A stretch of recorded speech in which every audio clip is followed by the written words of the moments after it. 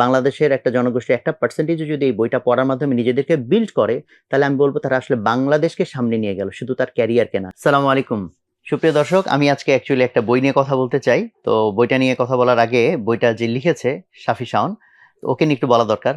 কারণ আমাদের ছোটবেলাটা একসাথে কেটেছে, কারণ আমরা একই সরিষাবাড়িতে সমসাময়িক সময় বড় হয়েছি। সেদিক থেকে ছোটবেলা থেকে ওকে চিনি আমি। আর আমাদের অন্যরকম গ্রুপে ও অলরেডি বেশ কয়েক বছর ধরে আমাদের সাথেই কাজ করতেছে।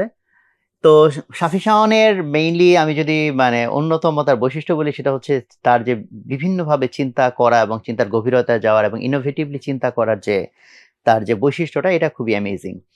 তো ও অ্যাকচুয়ালি সিএসসি ব্যাকগ্রাউন্ড নিয়ে পড়ালেখা করেছে, টেক ব্যাকগ্রাউন্ড নিয়ে, বাট হচ্ছে যেহেতু তার মানুষ নিয়ে খুব আগ্রহ, মানুষকে অবজার্ভ করা, মানুষের পটেনশিয়ালিটিকে গ্রো করানো, এইসব নিয়ে তার যেহেতু অনেক বেশি ইন্টারেস্ট, সেজন্য আলটিমেটলি আমাদের এখানে অন্যরকম গ্রুপে যেহেতু এরকম হয় যে এটা যেহেতু আমাদের নামই অন্যরকম, কাজেই কে কোথায় পড়ালেখা করেছে যে আমরা ইম্পর্টেন্ট দেই। তো আমাদের গ্রুপের নাম যেহেতু অন্যরকম, এখানে অন্যরকম ভিন্ন রকম ঘটনা ঘটে, কাজেই আমাদের এখানে আমরা এটা ইম্পর্টেন্স খুব একটা দিই না যে সে কি ব্যাকগ্রাউন্ডে পড়ালেখা করেছে।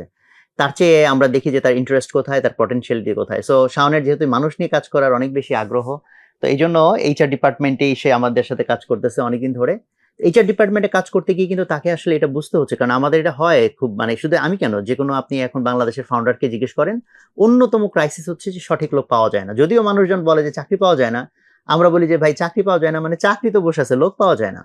আমাদের কোনো কোনো পোস্টে 3 বার 4 বার পর্যন্ত সার্কুলার দিতে হয়, রাইট যে ক্যান্ডিডেটটা পাবো সেই ক্যান্ডিডেট আমরা পাচ্ছি না। তো এগুলো নিয়ে যেহেতু শাওন কাজ করতেছে অনেক দিন ধরে, কাজেই ও তখন জিনিসটা আসলে ফিল করলো গ্যাপটা কোথায়। এবং বিশেষ করে অন্যরকম গ্রুপে আমরা কিন্তু খুব বেশি এক্সপিরিয়েন্স লোক নেই না। মোস্টলি আমাদের এখানে আমার ধারণা 90% প্লাস আমাদের যারা রিক্রুটেড হয়েছে তাদের most of the case first time job, অথবা ফার্স্ট টাইম না হলে অ্যাটলিস্ট হয়তো সেকেন্ড টাইম জব হবে। বাট দ্যাট ইজ আমরা খুবই অ্যাবসলিউটলি ফ্রেশারদেরকে নিয়ে কাজ করি। তো যেহেতু ফ্রেশারদেরকে নিয়ে কাজ, শাওন তখন আসলে ওই জিনিসগুলো খুঁজে বের করলো যে আসলে গ্যাপগুলো কোথায়। তো আমাদের এখানে অন্যতম যে গ্যাপটা, আমি ওর ভাষ্য থেকে যদি বলি যে এই যে জব রেডিনেস যে দরকার আছে, এই কনসেপ্টটাই নাই। আমাদের স্টুডেন্টরা ধরে নিচ্ছে যে আমি স্কুল কলেজে পড়ালেখা করেছি, ভার্সিটিতে শেষ করেছি, সার্টিফিকেট পেয়েছি, সো তার মানে তো নিশ্চয়ই কোম্পানিগুলো আমার পিছিয়ে পিছিয়ে এসে এখন অটোমেটিক আমার হাতে একটা জব ধরাই দিবে। But that is not true. Job readiness, that is আমাকে যে জবটা পেতে হবে এর জন্য সার্টেন আরো কিছু প্রিপারেশন দরকার। যে প্রথমত কনসেপ্ট আগে মাথায় ঢোকা, কনসেপ্টটা মাথায় ঢুকলে দেন না মানুষ জানতে চাইবে যে ভাই বুঝছি যে রেডি হইতে হবে, বাট কেমনে রেডি হব। সেই জায়গাটাই অ্যাকচুয়ালি এই বইটা স্টুডেন্টদেরকে বা যারা ফ্রেশার্স তাদেরকে ব্যাপকভাবে হেল্প করতে পারে বলে আমি বিলিভ করি। ক্যারিয়ার পাথ যে ঠিক করে নিতে হবে, এটা কিন্তু খুব ইম্পর্টেন্ট, এবং আমি কিভাবে ক্যারিয়ার পাথ ঠিক করব সেটা নিয়ে এখানে বিস্তর আলোচনা আছে। কারণ আমি যদি আসলে পাথ বা আমার গোল বা আমার যে রাস্তাটা আমি নিতে চাচ্ছি, এটা যদি আমি ঠিক না করি, তাহলে আমি প্রিপারেশন কিসের উপর নিব এটা আমি জানবো না। ফলে আজকের দিনে স্টুডেন্টদের একটা বড় সমস্যা, সে কনফিউজড, যে কারণে ক্যারিয়ার পাথ নিয়েও সে কনফিউজ বা ইভেন সেটা ভাবেই নাই, এবং এটার কোনো মেথোডোলজিও তার কাছে নাই, কোনো টুলসও তার কাছে নাই যে সে কিভাবে ভাববে। দেন ভাবার পরে যদি আমি ঠিক করি যে এই দিকে আমি ক্যারিয়ার বানাতে চাই, তাহলে তখন না আসবে যে তাহলে আমি নেক্সট যে আমি স্কিলটা কিভাবে ডেভেলপ করবো। আমার নিজের অভিজ্ঞতাতে আমি দেখেছি কিছু কিছু ক্যান্ডিডেট আমরা হয়তো একবার ইন্টারভিউ নিয়ে তাকে আমরা বাতিল করে দিয়েছি, বাট আমি ইন্টারেস্টিংলি এরকম বেশ কয়েকবার এরকম করেছি যে 3 মাস পর ওরকে আবার ডাকছি যে ঠিক আছে দেখি ওর অবস্থা কি। আমি জিজ্ঞেস করছি যে আগের বার ইন্টারভিউতে তুমি যেখানে বাদ গেলা, এন্ড দেন তুমি আজকে আবার আমি তোমার নতুন ইন্টারভিউ নিচ্ছি, সো আগের বার যে প্রশ্নে বা যা তোমাকে জিজ্ঞেস করা হয়েছিল, এখন যদি আমি আবার সেম পরীক্ষা নিই, তুমি কত পার্সেন্ট বেশি মার্কস পাবা? Most of the case answer হচ্ছে যে তার এই কনফিডেন্স নাই যে সে বেশি মার্কস পাবে আগের মতো। দ্যাট ইজ সে নিজেকে আর গ্রো করার চেষ্টাও করে নাই। কারণ এখানে ইম্পর্টেন্ট জিনিসটা হলো যে আমার কাছে মনে হয়েছে, যেটা সে বিভিন্ন কোম্পানিতে ইন্টারভিউ দিচ্ছে, বিভিন্ন জায়গায় বিভিন্ন রকম প্রশ্ন জিজ্ঞেস করতেছে, সে ভাবতেছে যে ভাই এই প্রশ্ন রেডি করে লাভ কি, এখানে তো আমার চাকরি হয়ই নাই।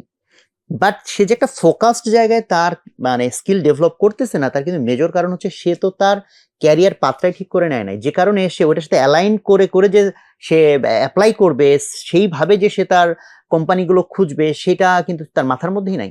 সে ধরে নিচ্ছে যে ভাই আমার কি সিলেক্টিভ হইলে হবে, আমি তো বরং 100 জায়গায় 100 কোম্পানিতে 100 রকম পোস্ট যা পাচ্ছি তাতেই অ্যাপ্লাই করতেছে। আমি বরং বলবো যে এই কারণেই তো তোমার হইতেছে না, কারণ তাই তো তুমি তো সার্টেন একটা ডিরেকশন নিজেকে রেডি করতেছো না। আর তুমি যদি রেডি না হও, তুমি জাস্ট র্যান্ডমলি অ্যাপ্লাই করতেছো আর চাকরি হয়ে যাবে, এটা তো ঘটবে না।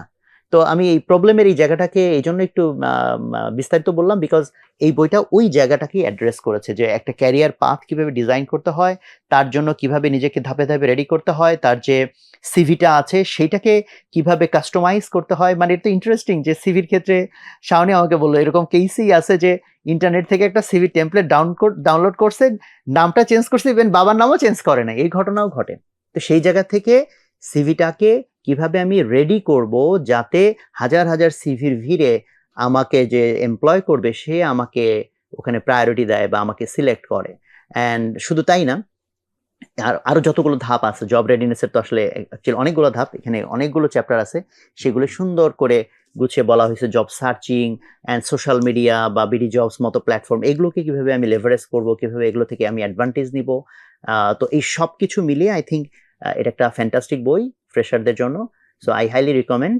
তো আশা করি আপনারা যারা শুনছেন, যারা জব সিক করছেন বা ইভেন ক্যারিয়ারের আর্লিয়ার স্টেজে আছেন, তাদের প্রত্যেকের জন্য এই বইটা খুবই একটা ফ্রুটফুল একটা বই হবে বলে আমি হোপফুল।